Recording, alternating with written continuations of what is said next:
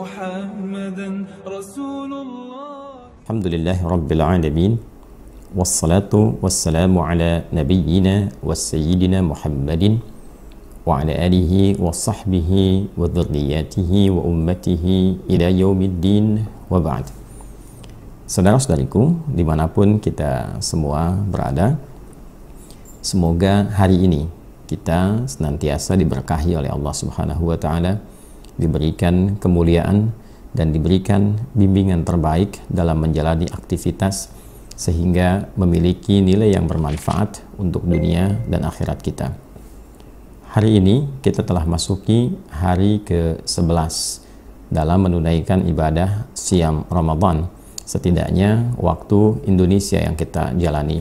Semoga seluruh rangkaian ibadah yang mengiringi bulan Ramadan ini, puasa kita ini, diterima oleh Allah Subhanahu wa Ta'ala, dan semoga Allah berkenan dengan itu mengabulkan doa-doa dan harapan terbaik kita, insyaallah, amin ya rabbal alamin. Teman-teman, memasuki pertengahan kedua di bulan Ramadan, bila pun secara waktu untuk memudahkan aktivitas kita membagi ini menjadi 3 klasifikasi. Awal Ramadan yang biasanya diukur dari 1 sampai 10 setidaknya, kemudian pertengahan Ramadan diukur dari 11 sampai 20, dan selebihnya sampai berakhir Ramadan bagian ketiganya. Pembagian ini tentu hanya untuk memudahkan saja kita menata aktivitas kita supaya lebih terarah, terukur, dan berjalan dengan baik.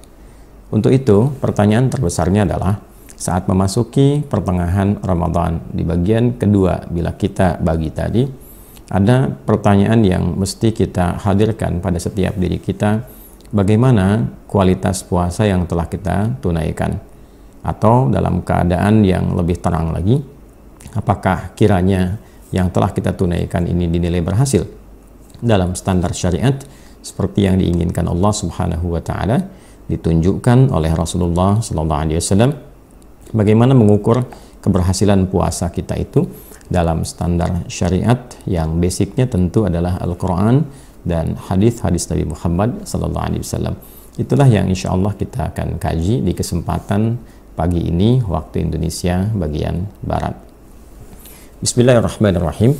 Di dalam Al-Quran, surah Al-Baqarah di ayat 183, bila kita melihat pada mushaf standar ada di halaman ke-28, teman-teman mungkin juga sudah memegang mushaf sehingga kita bisa terkoneksi dalam kajian ini.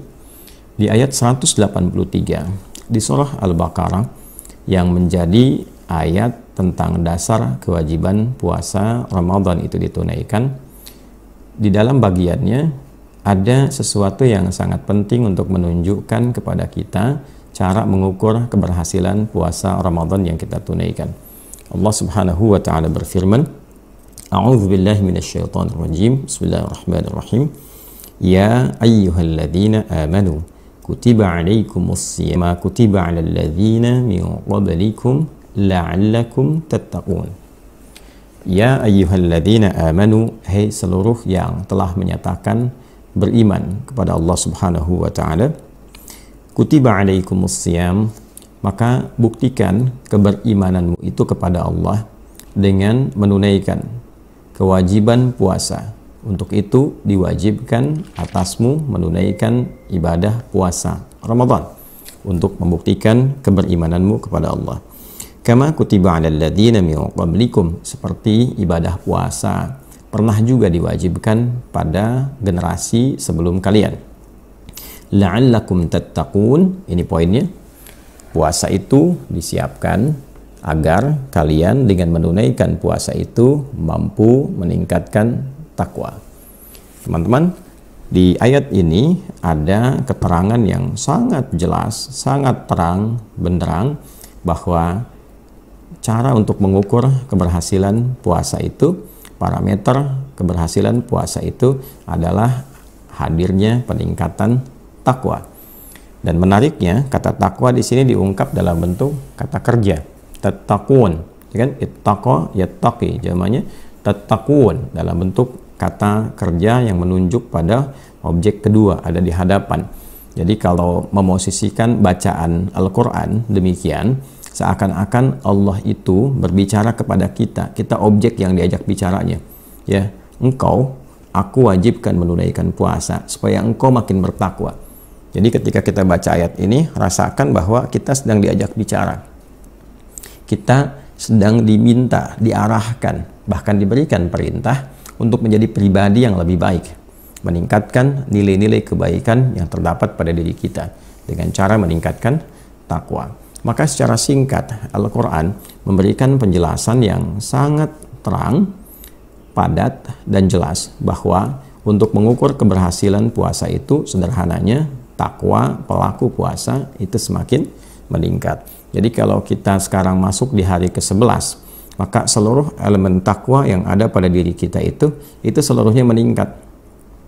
Nah, untuk memahami itu kita mesti menggali dulu apa itu takwa, bagaimana takwa itu hadir dalam diri kita, kemudian bagaimana kita bisa melihat bahwa takwa itu kemudian bisa meningkat. Nah, inilah yang perlu kita kaji di kesempatan pagi kali ini, sehingga dengan itu ukurannya menjadi jelas, dipahami dengan baik, sehingga dengan pemahaman terhadap ukuran dan kejelasan ini kita bisa untuk hari-hari berikutnya memberikan penilaian secara langsung elemen mana yang belum meningkat, seperti apa cara meningkatkannya, bagaimana kemudian membuat standar ukurannya. Nah, ini yang insya Allah kita coba pelan-pelan mendefinisikan dulu dari apa yang telah dijelaskan oleh Al-Quran. Dalam pengertian definisi ini seperti yang dijelaskan oleh Nabi supaya menjadi ukuran untuk kehidupan kita, khususnya dalam menunaikan puasa Ramadan ini. Teman-teman sekalian, takwa secara singkatnya, ini pembahasan yang sangat singkat sekali ya. Definisi yang sangat singkat sekali. Takwa itu secara singkatnya adalah nilai-nilai kebaikan yang melekat pada diri kita. Ya, nanti implementasinya tampak pada menjalankan seluruh perintah Allah dan menjauhi segala larangan Allah Subhanahu wa Ta'ala. Itu sifat implementatif. Tapi poin terakhir tentang takwa ini adalah seluruh akumulasi nilai kebaikan yang melekat pada diri kita. Itu singkatnya demikian. Itulah takwa. Jadi kalau kita kumpulkan semua sifat-sifat baik itu dengan positive values yang melekat pada diri kita, nilai-nilai positifnya, apakah itu kejujuran, apakah itu kecerdasan yang mengarahkan kita pada kebaikan, apakah itu sifat rendah hati, apakah itu sabar. Bila diakumulasikan semua bentuk yang positif ini, itu disebut dengan takwa. Melekatlah kepada inti kehidupan kita, inti jiwa kita. Ya. Nah, sehingga ketika jiwa kita itu sudah menyatu dengan raga, menjadi nafas namanya. Jadi ada fisik, ini tubuh nih ya. Nah, kemudian didorong penguatan kinerja fisik ini dengan akal supaya lebih mudah. Nah, lalu diarahkanlah dengan nilai positif tadi supaya fungsi akal, fungsi fisik jadi baik. Nah, itulah ketika roh dimasukkan ke dalam fisik ini menyatu, ya tadinya kan roh, ini jasad, ini fisik gitu kan. Nah, ketika menyatu jadi nafas, di nafas itulah terdapat takwa. Ya, itu di dalam Al-Qur'an surah ke-91 Asy-Syams di ayat ke-7 sampai dengan ayat ke-8. Wa nafsi wa ma sawwaha fa'alhamaha fujuraha wa taqwaha. Dan demi jiwa yang telah disempurnakan penciptaannya, keberadaannya, ya, itu maksudnya apa? Roh masuk ke dalam tubuh. Karena jasmani ini ketika disempurnakan prosesnya itu menggunakan kata sawwa dalam Al-Quran. Sawwa yusawi. Seperti di Al-Quran surah 15 Al-Hijr di ayat ke-28 sampai dengan ayat ke-29. Ya, wa idh qala rabbuka lil malaikati inni khaliqum bashara min salsalim min hama'im masnun fa idza sawaituhu, kan? Sawaituhu wa nafakhtu fihi min ruhi faqa'u lahu sajidin. Kan ketika Allah firmankan tentang penciptaan manusia ini, disampaikan, diviralkan kepada lingkungan malaikat yang berada di alam yang hadir pada masa itu, para makhluk Allah Subhanahu wa Ta'ala ini diviralkan kepada mereka bahwa Allah akan menciptakan makhluk baru bernama Bashar, manusia, dengan misi tertentu, dengan materi yang tidak sama, ya, bila dibandingkan dengan malaikat atau jin yang tercipta sebelum manusia ini. Maka setelah fisiknya diciptakan sempurna dengan materi yang berbeda dengan dua makhluk tadi, bila malaikat dari cahaya, jin dari api yang menyala-nyala. Maka kemudian Allah sampaikan fa idza sawaituhu, maka jika telah aku sempurnakan proses secara fisikal itu, wa nafakhtu fihi mir ruhi, maka ditiupkan roh. Ya, begitu rohnya menyatu, maka ada nafas di dalam itu. Nah, di nafas itulah inti kehidupan itu, ada nilai-nilai kebaikan namanya takwa. Gitu ya, kurang lebih gambaran alurnya seperti itu. Dan yang paling jelas menguraikan itu Al-Qur'an.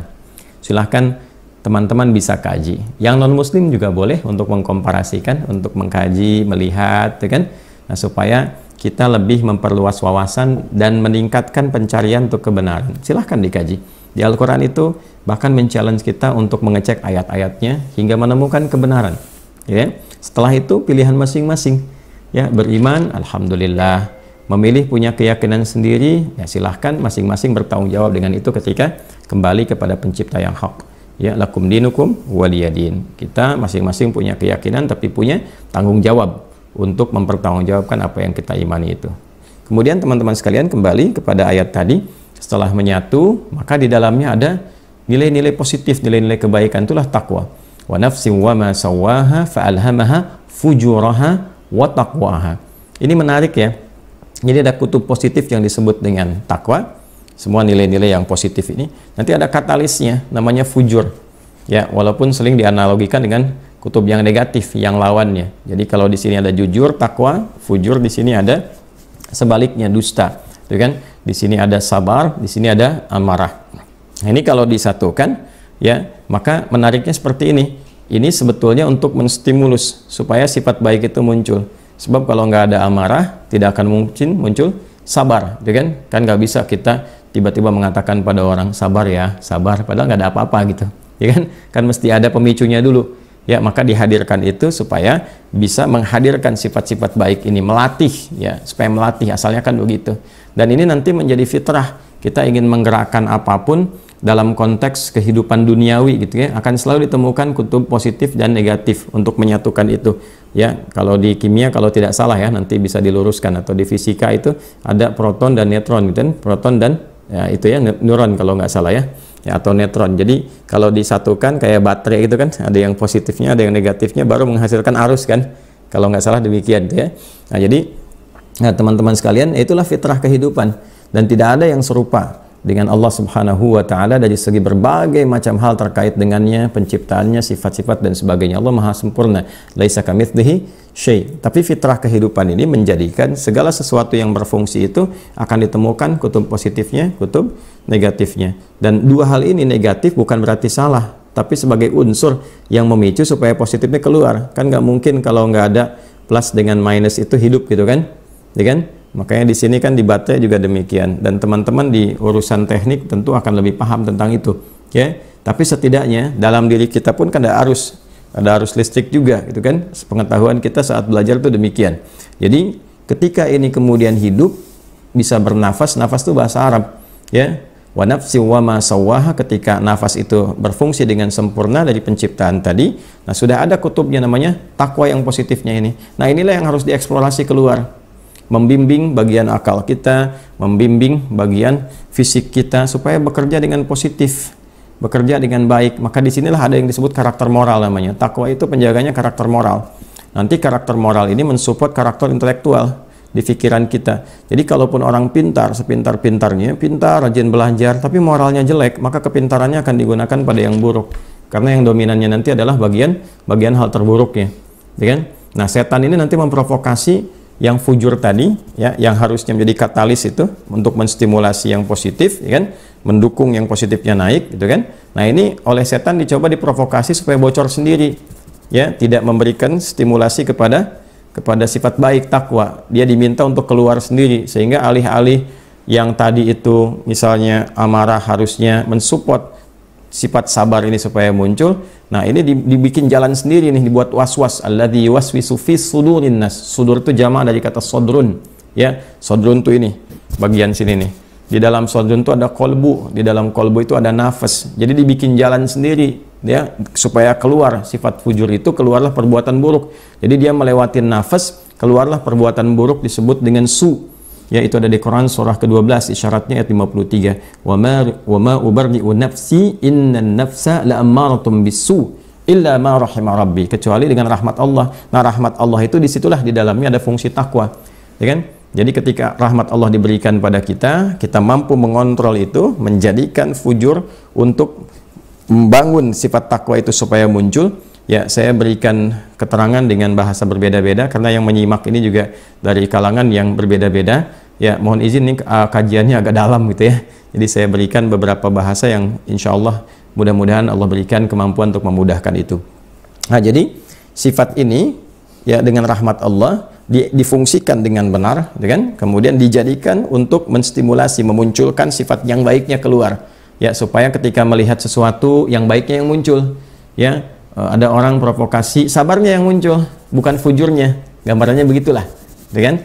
Ketika melihat ada keburukan, misalnya kan, ada orang bohong, nah sifat jujurnya yang muncul, kenapa sih mesti bohong? Kan bisa berkata dengan benar, nah itu takwa itu. Ya kan? Nah, tapi kalau dominan jeleknya itu keluar, ini yang bahaya. Bohong didukung, gitu kan? Menipu didukung, korupsi didukung. Nah, ini artinya apa? Sifat jeleknya dominan di sini. Karakter moralnya sedang kurang bagus, sedang negatif, sedang minus, gitu kan? Nah, untuk mengembalikan ke kutub positifnya ini butuh dilatih. Butuh dilatih. Nah, teman-teman, secara singkatnya, kalau kita ingin melatih yang takwa ini muncul, gunakan kata kerja supaya kinerjanya meningkat. Ittaqa, gitu kan, upaya untuk meningkatkan takwa sehingga punya wiqayah. Wiqayah itu pencegah dari sesuatu yang negatif, gitu ya. Ittaqa, mengambil wiqayah, mencegah dari yang negatif sehingga positifnya muncul terus. Ittaqa yattaqi, gitu kan, bentuk keduanya tattaqi, bentuk umum jamaknya tattaqun, ya, supaya engkau mampu mengoptimalkan takwamu, kutub positifmu. Nah, itulah kemudian dalam rangka memaksimalkan yang positif ini sehingga karakter moralnya naik, integritasnya naik, sifat-sifat positifnya itu keluar, ya kan? Maka salah satu latihan untuk meningkatkan itu adalah puasa. Nah, akumulasinya di sini. Ya, karena ini kan di dalam jiwa mesti ada menu jiwa, nggak bisa digunakan menu fisik, berbeda, ya. Makanan fisik berbeda dengan makanan akal beda dengan makanan spiritual. Ini kan di dalam jiwa, makanan rohani. Ya, butuh nutrisinya tidak sama dengan fisik. Ya kan nggak mungkin kita makanin akal dengan misalnya makanan-makanan fisikal. Ya, makan nasi misalnya kan untuk menu akal kan tidak seperti itu. Ya, itu untuk fisik silakan makan nasi atau makan roti atau makan macam-macam minum dan sebagainya. Tapi kalau kita ingin memberikan asupan untuk akal kita, menunya apa? Baca, kan? Belajar, menganalisis, menambah pengetahuan, wawasan, mengolah data diolah jadi informasi menjadi knowledge, dibangkitkan potensi-potensi akal, kan demikian. Nah, sekarang dengan logika yang sama, cara berpikir yang sama, elemen yang paling penting, unsur kehidupan pada diri kita, ini rohani, tubuh kita paling dalam. Nah, bagaimana memberi makannya? Menunya seperti apa? Supaya apa? Sifat-sifat takwanya naik keluar ini. Di sini ada sifat takwa. Di sini ada karakter intelektual, kepintarannya muncul, gitu kan? Di sini kekuatan fisiknya muncul, keras bagian luar. Di sini kekuatan spiritualnya yang muncul, takwanya. Menunya apa? Nah, nggak ada yang lain karena kaitan dengan roh. Roh itu punya Allah. Wa nafakhtu fihi min rohi, ya kan? Aku tiupkan roh dariku langsung, tuh Allah yang kasih. Nah, karena sumbernya dari Allah, ya kan? Maka menunya pun Allah berikan. Berupa apa? Singkatnya ibadah. Singkatnya ibadah. Karena itu semua terkait dengan ibadah itu pasti kita akan temukan peningkatan nilai-nilai ketakwaan. Misal kita menunaikan sholat ini, apa relasi sholat dengan takwa itu? Ternyata salah satunya itu adalah sholat itu menu dari takwa, supaya takwa keluar. Kita temukan itu misalnya di Al-Baqarah tuh, di ayat kedua sampai 3 gitu kan. Dzalikal kitabu la raiba fihi hudal lil muttaqin.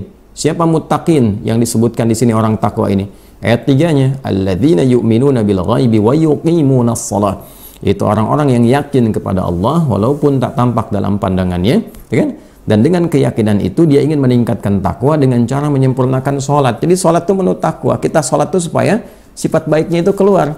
Makanya orang yang sholatnya benar, di antara ciri keberhasilannya, keluarlah nilai kebaikan, muncul wiqayah tadi, pencegah dari keburukan. Buruk itu kan dua.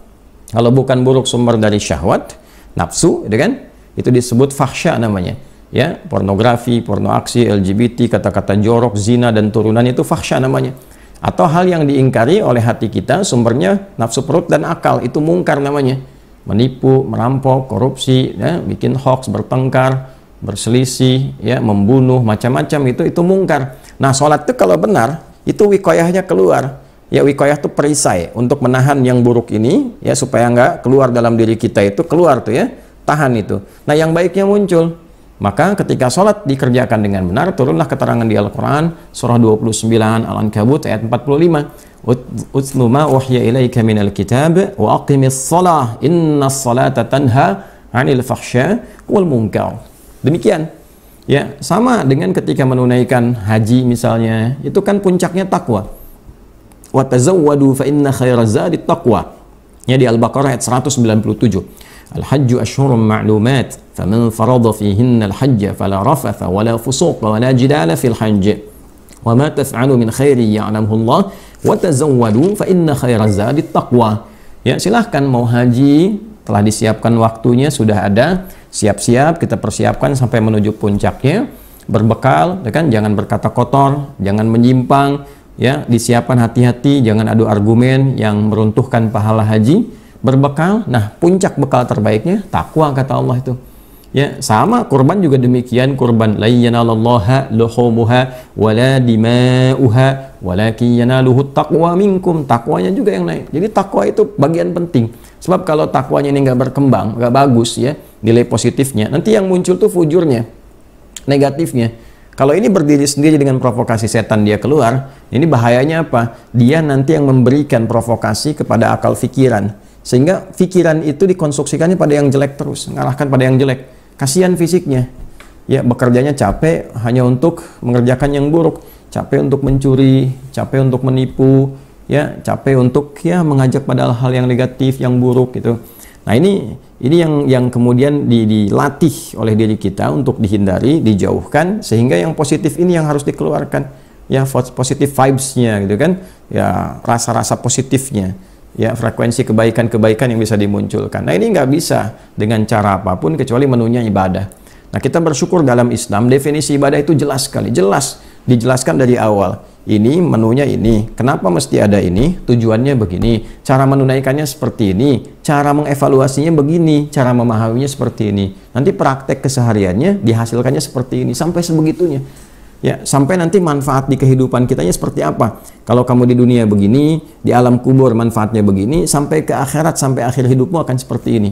Silahkan Anda temukan referensi manapun di muka bumi ini, selain Al-Quran, selain hadis, yang menjelaskan pola ibadah seperti itu. Nggak ada. Ya. Dan ini menunjukkan bahwa agama ini, Islam ini bukan karya manusia. Bukan karya manusia. Nggak bisa memberi petunjuk begini dengan detail, ya, kecuali yang maha menciptakan kita itu sendiri. Ya, karena yang tahu tentang kita itu, ya, pasti pencipta kita. Yang tahu handphone kan yang bikin handphone.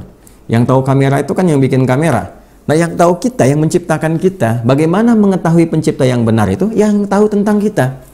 Ya, karena itu paling gampang aja, cek aja di buku-buku agama, kitab-kitab yang disucikan, ada nggak yang menerangkan tentang diri kita sendiri secara benar, secara real, secara logis. Silakan pahami. Nah, kita bersyukur dalam Islam itu jelas, Al-Qurannya jelas, gitu kan? Bahkan orisinil dari awal sampai akhir bisa dilacak, sumbernya ada, kitabnya diketahui, setiap generasi bisa dilacak, hadis juga demikian, nabinya bahkan jelas, tempat lahirnya masih ada sampai dengan sekarang. Temukan, silahkan komparasikan, tempat lahirnya masih ada, peristiwa-peristiwa yang melekat dengan beliau, situsnya masih ada, sahabat-sahabatnya bisa dicari, ditemukan profilnya jelas. Ya, semua tidak ada perbedaan. Sampai ke kita nyambung, kita masih bisa lacak gitu. Ya, siapa yang bisa buat begini dalam kehidupan? Nggak ada. Kalau bukan Nabi, Rasul, nggak mungkin. Ya, dan ini petunjuk bahwa kita alhamdulillah insya Allah sedang menuju pada Tuhan yang benar, gitu kan? Nah, ini tinggal dikomparasikan aja. Dan itu tidak dipaksakan, kita gunakan akal yang jernih untuk melihat, menganalisis. Nah, kembali kepada kehidupan tadi, teman-teman sekalian. Nah, kalau diakumulasikan semua jenis ibadah itu sesungguhnya untuk melatih kita jadi orang baik. Singkatnya begitu. Nanti puncaknya itu jadi orang baik. Nah, baik ini nanti 3 elemen. Baik fisiknya, baik akalnya, baik spiritualnya. Ya, makanya fisik kan makan yang baik-baik, yang menyehatkan. Ya ayyuhan nasu kulu mimma fil ardi halalan thayyibah. Hai semua manusia, ya kan? Silahkan beraktivitas dimanapun untuk dapatkan kebutuhan fisik supaya kamu bisa makan. Kalau mau makan, dapatkan sumbernya dengan cara yang legal. Bukan dengan cara yang menyimpang, bukan dengan tindakan kriminal, bukan dengan mencuri, bukan dengan korupsi, bukan dengan menipu, apapun jenisnya. Setelah dapat yang baik itu, cari yang menyehatkan, ya. Nah ini, apalagi orang beriman, ya ayyuhalladzina amanu kulu min thayyibati ma razaqnakum. Hai orang-orang beriman, kami telah kasih rizki, dengan rizki itu makan yang baik-baik. Ya kan? Yang menyehatkan. Thayyibat itu menyehatkan buat fisik kita, buat tubuh kita. Jadi bagus, ya. Nah ini untuk kebaikan fisik silahkan. Akal juga begitu, nanti banyak ayat supaya akalnya sehat. Pakai. Ya, jadi kalau rajin baca Quran, insya Allah akal sehat itu dengan sendirinya.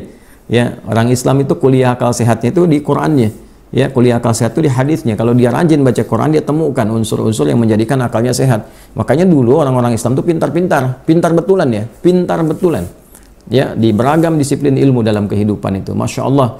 Ya, kenapa? Karena akalnya dipakai, digunakan, dilatih. Iqra dengan membaca, banyak baca. Ya, maka dari itu coba dicek kebiasaan kita sehari itu berapa buku bisa kita baca. Baca. Ya, susun topik hidupnya. Anda yang di bidang apa nih? Bidang A. Ya urutkan aja perlunya apa, baca sehari baca minimal misalnya berapa halaman dan seterusnya. Ya, nanti ada tilawah, menganalisis, memahami sesuatu. Setelah bisa baca, pahami yang dibaca, buat kesimpulan, kan? Nah, makanya anak SD kan baru bisa baca di awal kan. Nanti setelah dia kelas 4, kelas 5 belajar kemudian menyimpulkan dengan menceritakan apa yang dia baca itu. Makanya di Quran juga ada nanti nilai-nilai cerita sehingga mudah dicerna supaya bisa cerita lagi. Ya, cerita tentang para nabi, cerita orang-orang soleh, cerita tentang orang yang menyimpang yang tidak layak ditiru, sehingga anak-anak tuh bisa mudah cerita. Ya, dengan cerita itu artinya apa? Dia hafal isi yang dibaca. Nanti tinggal mengerti nilai, berikan nilai semakin naik, kasih value nilai yang baik ini ya, ikutin, yang jelek ini nggak usah diikutin. Kalau cara kita begitu, itu luar biasa. Nanti naik tingkat lagi ada tafakkur, mulai mengkonstruksikan pikiran untuk merumuskan kebaruan yang bermanfaat dalam kehidupan. Ya kan? Nah, afala tatafakkarun. Nanti ada tadabbur, menganalisis satu kejadian. Kejadian ini kenapa? Sebabnya kenapa? Ada studi. Nanti dibawa ke dunia apapun. Bisa ke dunia bisnis, ya, untuk menemukan kebaruan itu kan mesti belajar juga. Ya, kejadian di sini melahirkan ini. Ya, ada gejolak seperti ini, apa yang harus kemudian ditemukan kebaruannya untuk mengatasi itu. Ada musibah banjir. Kenapa banjir terjadi? Oh, sebabnya begini. Ah, itu tadabbur namanya. Begitu diperhatikan, oh ini latar belakangnya seperti ini, maka diberikan solusi supaya nggak terjadi lagi begini. Ya, penertiban bangunan, penertiban ini, jalur airnya kemudian diarahkan kepada yang benar dan sebagainya, alam dikembalikan lagi. Itu tadabbur namanya. Ya, semua itu nanti puncaknya tadzakur. Ya, tadzakur itu mengingatkan kita dengan Sang Pencipta, dengan Allah Subhanahu wa taala. Ya, kalau sudah ingat Allah, maka jiwa berfungsi. Roh, kan rohnya ini punya Allah. Ya, menghamba jadinya. Menghamba, diberikan menunya, datanglah sholat, ya, datanglah kemudian kita baca Al-Quran, datanglah zikir. Jadi nanti kalau orang berhenti di fisik aja, yaitu paling makan, minum, tidur, makan, minum, tidur. Ya, kata Buya Hamka nanti nggak ada beda dengan hewan. Hewan juga begitu, makan, minum, tidur, dan sebagainya. Harus naik level. Levelnya kemana? Isi menu akalnya. Berpikir, menganalisis, mencintai alam, mengatur, dan sebagainya, supaya ini jadi lebih baik, sesuai dengan petunjuk Allah. Kalau baru nyampe sini, ini baru nyampe akal. Ya, merawat alam semesta, merawat gunung, merawat tumbuhan, merawat kebun, ya, merawat sawah, merawat sekitaran kita. Ini baru sampai sini, sampai akal. Nah, alam itu ada yang ngatur. Jadi kalau kita mencintai alam dengan segalanya, gitu kan? Nah, maka kita harus menemukan penciptanya. Itu yang kita sebut 17 kali sehari. Alhamdulillahi Rabbil Alamin. Segala puji bagi Allah. Ini puncak tertinggi orang berakal itu. Namanya ulul albab. Ya, ulul albab itu segala puncak tertingginya ketika dia menemukan pencipta segalanya. Ya, dia menemukan sang khalik. Ya, jadi kalau baru berhenti di alam itu belum tinggi puncaknya. Ya, apalagi menuhankan alam semesta misalnya. Alam semesta berfirman, alam semesta begini. Nah, itu belum tinggi puncaknya, belum sampai puncak itu. Itu baru sampai sini. Ya, walaupun logikanya tinggi, cara berpikirnya bagus, ya, tapi belum menempati posisi tertinggi tentang esensi kehidupan. Dia belum menemukan tuh yang menciptakan tuh siapa gitu. Dia kasihan kalau masih berputar-putar di situ, kasihan gitu. Ya, kenapa? Karena baru sampai sini. Akhirnya nanti dialektika yang muncul. Ya, yang muncul dialektika, ini begini, ini begitu, sampai di sini saja. Nah, harus menemukan unsur tertingginya. Kenapa ini bisa diatur? Penyebabnya apa? Ya kan? Sampai kita menemukan satu kesimpulan tertinggi, oh ini ada yang mengatur, ada yang menciptakan. Sama dengan diri kita juga, kenapa bisa hidup? Kenapa bisa bernafas? Dari mana kata nafas ini? Dari mana sumber kehidupan roh ini? Nah, barulah kita menemukan bahwa semua sumber ini pada hakikatnya ada penciptanya, kita pun diberikan roh dari situ. Nah, di Al-Quran ini berita baiknya untuk kita semua lengkap alur itu. Maka muncullah ketundukan, kepatuhan. Pada elemen yang ketiga, yaitu rohiyah, spiritual di sini. Muncullah sifat spirit. Spiritnya menyembahnya bukan kepada alamnya, pada penciptanya. Ya, alam itu kan objek dari sini, objek dari pikiran. Bukan untuk disembah, untuk difikirkan, direnungkan, dirawat. Penyembahan itu ada pada sini, spiritual. Jadi begitu semuanya sudah dirasakan, fisik bekerja, akal meringankan tugas fisik, merenungkan, memikirkan, memudahkan tugas-tugas ini, baru kemudian muncul kesadaran spiritual, tunduk, patuh, menyembah. Siapa? Allah. Nah, untuk menemukan Tuhan yang hak ini ditelusuri lagi. Ya, yang disebut Tuhan itu bagaimana? Cirinya seperti apa? Ya, bedanya dengan makhluk bagaimana? Sifat-sifatnya bagaimana? Cari oleh kita referensi. Untuk memudahkan Allah itu utus Rasul kan? Untuk menjelaskan. Kenapa disebut Rasul? Ya, bagaimana ciri-ciri Rasul? Ya, dan seterusnya itu lengkap sekali kita temukan. Ya, dan seterusnya. Sehingga dengan kesimpulan itu semua, secara singkatnya muncullah sifat takwa kita. Kalau sudah takwa itu muncul, tinggal melatihnya bagaimana? Menunya seperti apa? Nah, untuk membuktikan kehambaan itu supaya menunya dikasih oleh Allah. Allah Maha Baik nih menu kamu nih. Supaya makin meningkat, spiritual makin bagus, maka menghamba kita bertuhan kita. Kita katakan, iyyaka na'budu. Kan kami menyembahmu ya Allah. Nah, menyembah itu untuk mengaktifkan jiwa spiritual. Makanya disebut dengan sholat, kan salah satu bukti penyembahan itu. Sholat itu kan seakar dengan silah, sesuatu yang terkoneksi dengan kuat. Maka mengoneksikan diri kita kepada pencipta kita. Ya, begitu kemudian kita menunaikan sholat untuk terkoneksi dengan Allah, maka jiwa spiritual aktif, takwanya aktif. Ya, tinggal menunya ditambah lagi, tambah lagi, tambah lagi. Dan nanti apa dampaknya kepada akal? Karakter moral keluar, namanya takwa. Dibimbing kemudian akalnya, dibimbing fisiknya. Jadi lebih kuat, lebih hebat, lebih baik. Nah, di antara ibadah menu spiritual yang bisa mengaktifkan dan menghimpun semua bagian menu takwa tadi adalah puasa. Maka dalam puasa, sholatnya meningkat kan? Bukan hanya fardu. Sunnahnya meningkat, sampai malam tuh tarawih banyak rakaatnya untuk mengaktifkan ini. Baca Quran. Makin sering, makin banyak. Sedekah, kan? Makin banyak. Makanya kalau orang makin puasa yang makin bagus, takwanya pasti makin naik. Itulah sebabnya kenapa menggunakan kata kerja di ayat ini. La'allakum tattaqun, supaya karakter kinerja kamu tuh meningkat. Nah, jadi kalau sudah aktif takwanya, bukan diam. Ya, bukan pasif ini. Apalagi stagnan menurun, tidak. Ya, tapi dia naik tuh. Jadi begitu takwanya itu naik, ya, kemudian dia memberikan sinyal ke seluruh bagian tubuh. Jadi aktif, pikirannya aktif, fisiknya aktif. Okay? Makanya cenderung secara fisikal, orang-orang yang puasa itu ketika dia berhasil puasanya, fisiknya lebih sehat, lebih kuat, lebih aktif, lebih dinamis. Ya, maka dalam satu riwayat dikatakan, sumu tasihhu, puasalah kalian supaya kalian sehat. Ya, secara sanad riwayat ini ada yang dianggap lemah. Ya, dhaif, namanya Zuhair bin Muhammad dalam hadis ini. Tapi ulama sepakat matannya semua itu sahih, bisa digunakan dalam fadailul a'mal, menunjuk pada keutamaan amalan. Ya, dan dia tidak bertentangan dengan spirit Al-Qur'an, tidak bertentangan dengan makna hadis, tidak bertentangan bahkan dengan ilmu kesehatan. Ya, ketika diriset betul orang puasa itu sehat secara fisikal, bahkan ada yang menganalisis dengan cara tajam pada bab tertentu. Ya, saya pernah lihat video seorang yang memberikan penjelasan bagaimana dampak puasa itu pada kesehatan tubuh. Ketika tubuh makin lapar, kan ada bagian dalam tubuh kita yang makan sel-sel yang tidak baiknya, bahkan ke kanker, ke macam-macam dan sebagainya, kan? Nah, itu bab kedokteran sendiri, silahkan para dokter menjelaskan. Tapi pada umumnya orang sepakat ketika puasa sehat. Artinya apa? Fisik makin bagus. Nah, karakter kinerja makin meningkat. Dulu orang-orang kalau puasa itu makin aktif kegiatannya, makin bagus. Ya, nah sekarang tinggal bawa ke suasana kita. Ini udah 10 hari, sekarang hari ke-11, gitu kan? Coba dilihat. Nah, kalau misalnya produktivitas dari fisiknya ini menurun, nah berarti ada yang belum nyambung nih, ya, antara nilai puasa dengan peningkatan fisikal. Ya, kalau kebanyakan tidur, itu kan? Makanya pernah saya sampaikan dalam salah satu kesempatan Jumat, orang puasa itu ditempatkan dimanapun, inovasinya, pekerjaannya itu makin bagus. Ya, coba lihat trennya tuh, lihat statistiknya di perusahaan-perusahaan tuh yang muslim-muslim yang makin puasa tuh, ya, makin lemas apa makin semangat ya? Nah, kalau makin semangat, makin baik artinya. Nah, sama dengan ini, akalnya juga. Ya, orang-orang puasa itu kan Nabi aja dilatih tuh, Nabi dilatih tuh. Ya, Allah kirimkan malaikat Jibril datang setiap malam Ramadan untuk melatih Nabi dengan nilai Quran, dengan Quran itu. Jadi kalau kita lihat hadis-hadis bahkan di Al-Bukhari, di Muslim itu kan. Nah, dari Ibnu Abbas radhiyallahu taala anhuma menjelaskan Nabi itu orangnya sangat lembut, karena Nabi sallallahu alaihi wasallam ajwadan nas, itu kan, wa ajwada ma yakunu fi Ramadan atau kama qala, beliau itu orang lembut, orang baik, orang paling luar biasa saat Ramadan itu masuk. gitu kan? Dan yang paling menarik itu apa? Hatta yansalikha, terus wayatihi Jibril alaihi salam ya'ridu alaihi al-Qur'an. Maka Jibril datang setiap malam Ramadan itu, ya, menampilkan Quran, mengecek bacaan Nabi, mengecek pemahaman Nabi, gitu kan? Sampai setelah mempelajari, mengkaji Quran itu, apa yang terjadi? Ya, Nabi menjadi pribadi yang lebih indah lagi, lebih lembut lagi dibandingkan dengan angin yang bertiup sepoi-sepoi dan sebagainya dan sebagainya. Artinya apa? Ada kegiatan intelektual selama Ramadan, ada kajian-kajian.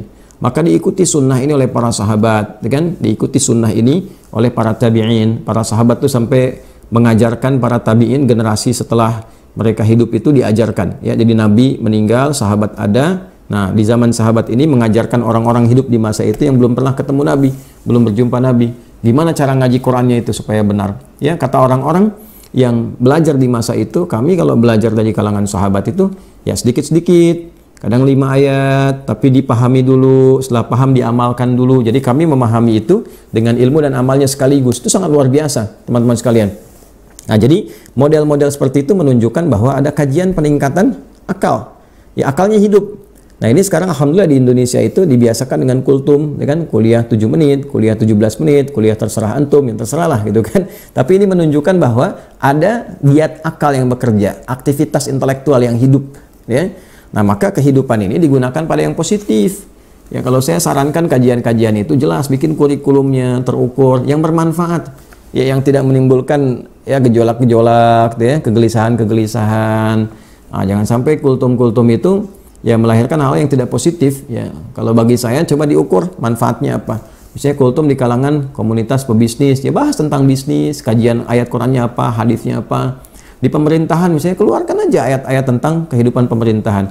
Ya, misalnya ada Kitabul Imarah di Sahih Muslim, tata kelola pemerintahan. Selama Ramadan kaji di setiap unsur institusi pemerintahan. Itu keluarkan ayatnya, keluarkan hadisnya.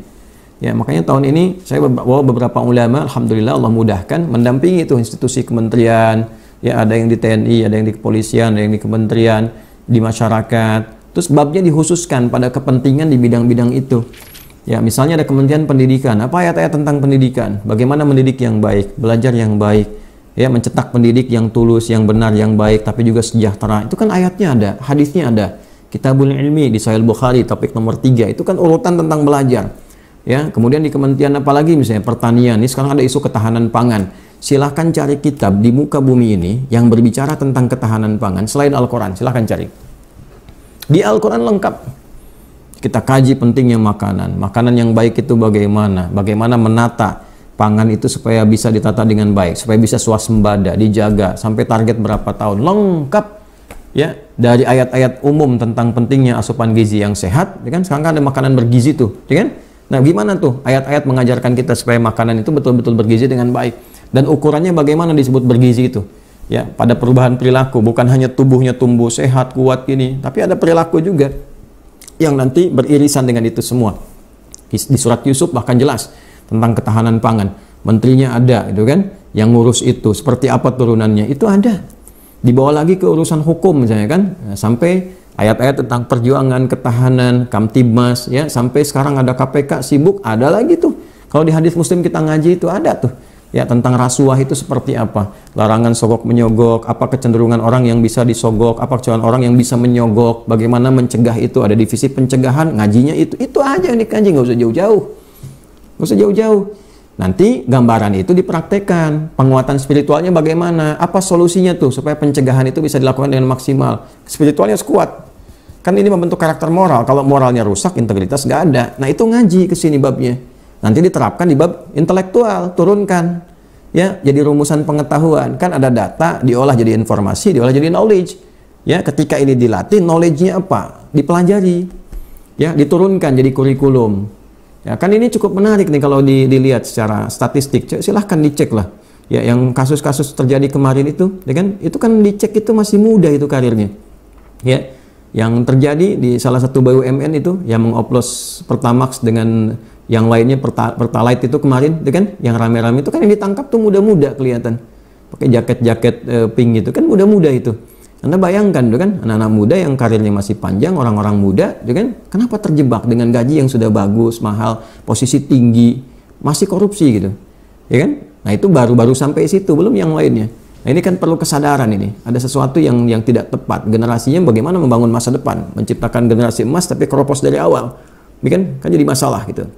Nah, untuk itu teman-teman sekalian, Ramadan itu bidang pengkajian. Tapi pengkajiannya kalau bisa tadi sekali lagi kita arahkan pada yang spesifik yang kita butuhkan. Ibu-ibu ngaji, kan banyak ibu-ibu pengajian ibu-ibu itu. Ya, jangan tinggi-tinggi yang kadang-kadang nggak diperlukan. Fikih ibu aja. Bab rumah tangga, ayat-ayat tentang ibu keluarkan, tugas-tugas ibu itu apa, sebagai istri tugasnya apa, sebagai ibu apa, gitu kan, keibuan bagaimana, ya, dan seterusnya itu hadisnya keluarkan, ngaji. Sayyidah Aisyah radhiyallahu taala anha itu ada 2000 hadis, ya kan, itu dikeluarkan aja hadis-hadis itu, 1, 2 ayat-ayatnya dan seterusnya. Demikian kita. Maka ulama juga ngaji, ulama itu masya Allah, begitu masuk Ramadan berhenti dulu ngisi. Nah, ini kadang-kadang kita sibuk 11 bulan, gitu kan. Nah, 1 bulannya makin sibuk lagi. Makin sibuk lagi gitu kan. Nah, biasanya dulu 11 bulan tuh ngajar ulama 1 bulannya, nah, mereka mencas kembali, belajar lagi, pahami lagi, ngaji Quran maksimal lagi. Ada yang sehari khatam, ya kan? Sehari 2 kali khatam, setelah itu dikonstruksikan, nanti dipakai untuk 11 bulan berikutnya. Ya, nggak salah kalau mau ngajar Ramadan, nggak salah dan sebagainya. Mesti berimbang. Ya, jangan sampai jadwal kebanyakan dengan fullnya ngajar, lupa belajar, lupa mencas diri, dan lupa mencas iman. Nah, ini saling ingatkan untuk semuanya. Tapi kalau udah dipakai bagus ngajar ya bagus saja, nggak ada masalah di situ. Nah, ini maksudnya teman-teman. Jadi Ramadan itu disebut berhasil ketika ini kekuatan fisik meningkat, kekuatan intelektual juga meningkat. Jadi selalu inovasinya tinggi, menemukan kebaruan. Dibawa ke kantor, Ramadan tuh makin inovatif, muncul ide-ide cemerlang, ya kan? Ide-ide yang menghadirkan tantangan baru. Nah, itu Ramadan namanya. Ya, yang riset-riset bahwa itu menunya komplit kok kita. Dikeluarkan aja kurikulumnya itu, ya. Karena itu saya sering mengatakan ya, fakultas-fakultas itu yang keislaman, apalagi yang universitas Islam itu. Ya, universitas Islam tuh nggak usah jauh-jauh lah. Menu-menu ini di Quran, di hadis. Keluarkan aja jadi jurusan tuh. Jadi fakultas, jurusannya apa, prodinya apa itu kan. Nah, itu kurikulum Qurannya keluarkan, hadisnya keluarkan. Terus dikaji kitab-kitab klasik bagaimana, yang kontemporer seperti apa, dibandingkan. Nah, ini belum baca Qurannya sudah bahas masalahnya. Ya kan? Dan yang paling menarik begini, ya kan? Yang paling menarik itu kan fakultasnya Islam ini, ya kan? Tapi Qurannya nggak dikaji, hadisnya nggak didalami. Yang dibahas pendekatan luar, pendekatan teori-teori kekinian, yang bahkan kadang-kadang bertentangan dengan nilai Quran, kan jadi aneh. Terus definisi fakultas Islamnya di mana? Definisi universitas Islamnya di mana? Nilai keislaman yang tampilkan seperti apa? Ya kan? Ya maju boleh, modern boleh, tapi juga mesti punya kejelasan gitu kan. Nah, di situ kemudian penting riset itu dikembangkan kembali. Ya, Islamic worldview-nya itu mesti muncul. Nah, sehingga kita bisa merasakan bahwa beragama ini benar. Ya, bagaimana bisa merasakan nikmatnya beragama kalau nggak dipraktekkan? Bagaimana tahunya kalau Quran benar ini kalau nggak dipraktekkan? Ya, Quran mengatakan pandangan kamu jaga pakai iman, ya kan? Iman itu punya standar melihat. Nah, kalau nggak pernah dipakai, nggak tahu nikmatnya memandang dengan iman tuh. Ya, sama bekerja dalam kehidupan ini, kalau nggak dipraktekkan ayat-ayat Quran, kita nggak merasakan nikmatnya berislam itu seperti apa. Dalam hadis kalau nggak dipraktekkan, cuma jadi teori, nggak merasakan nikmatnya Islam. Jadi cerita nanti, cerita tentang orang dulu, ya, tapi nggak bisa merasakan kenikmatannya. Nah, ini teman-teman sekalian, puncaknya adalah ini.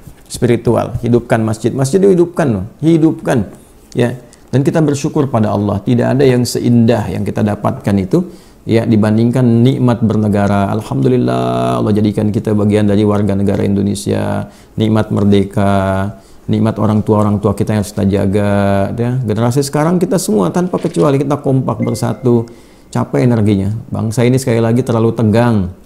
Ya, kelihatan sekarang tuh pada tegang. Kenapa terlalu tegang menjalani kehidupan berbangsa bernegara? Ya, coba kita sadar kembali, kontemplasi lagi. Kenapa hidup? Hidup cuma sebentar kok.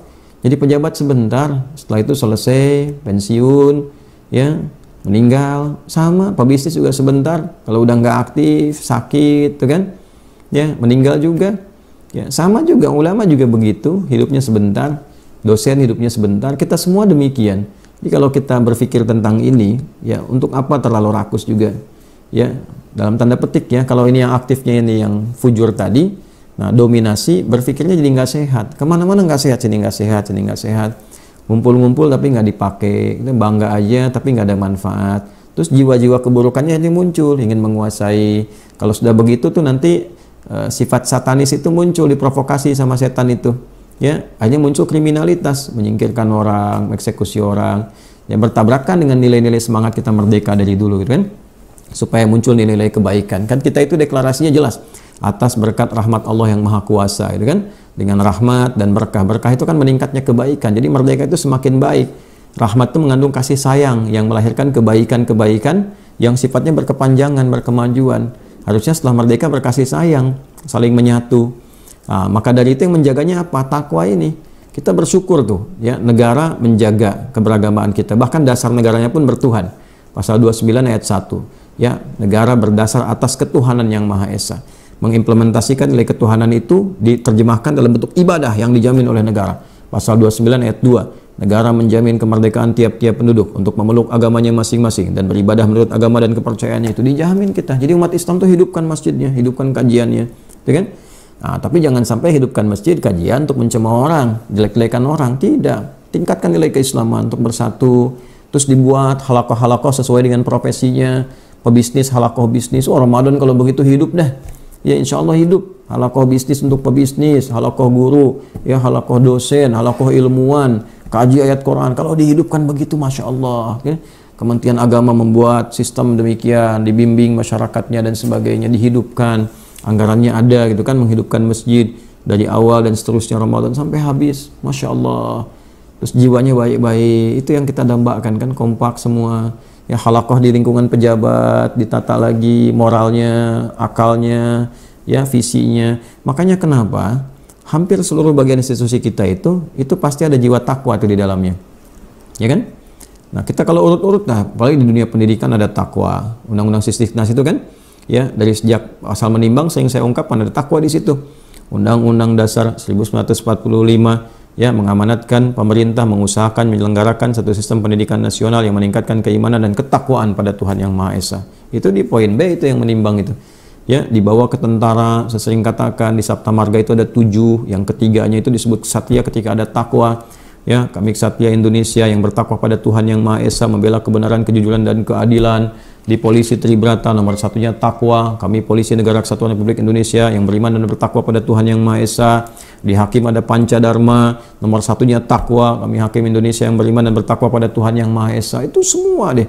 Ya, BPK bawa masuk tuh ada takwanya juga. Itu semua itu unsur takwa itu masuk hadir.